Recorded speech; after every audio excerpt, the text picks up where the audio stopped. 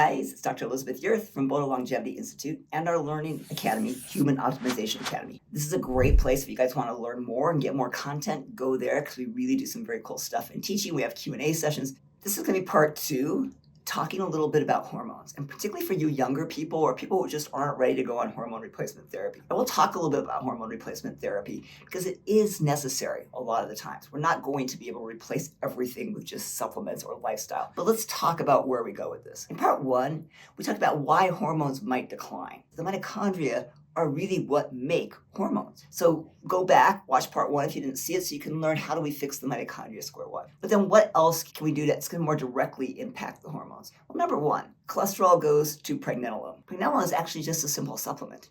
So you can actually take pregnenolone as a supplement to support some of these hormones. It is the top of the tier. It can become testosterone, estrogen, progesterone. So basically, if you start with just a little supplement, over-the-counter supplement of pregnenolone, you may be able to help support some of these hormones while you're working on this mitochondrial repair with stress management, nutritional management. The other thing that you really need to do is unload some of the other things that these healthy fats and mitochondria is putting energy to, like making vitamins. So vitamin D, you need cholesterol to make vitamin D. If we don't have to make as much vitamin D to survive, then we can support hormonal health a little bit more. So don't forget that. Most people need at least 5,000 IUs a day. Some people as much as 10,000 IUs a day. When you're looking at dietary stuff, one of the things you can do is cruciferous vegetables. And one of the reasons cruciferous vegetables really work to help our hormone health is because they produce something called diindolylmethane. Diindolylmethane, or DIM, can also be taken as a supplement. And what DIM does is it helps to metabolize hormones more properly so that we don't become too estrogen dominant. Lots of times when you're younger, you're not making enough progesterone, you become more estrogen dominant. So you can actually suppress some of these strong estrogens by using a little diindolylmethane or eating cruciferous vegetables like broccoli and cauliflower. There are adaptogenic herbs like ashwagandha, rhodiola that can help stress hormones like cortisol.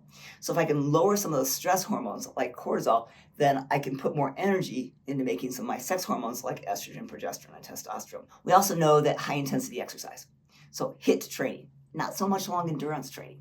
Long endurance training can actually have some suppressive effects on hormones, but HIIT training, short burst exercise, actually can enhance hormone production. I will also add that men particularly, and women to some degree, need zinc for hormone production. And that's a kind of a forgotten supplement, I think, a lot. We think about it when we're sick. We think about taking zinc, but zinc's actually really critical for hormone production, particularly for making testosterone in males.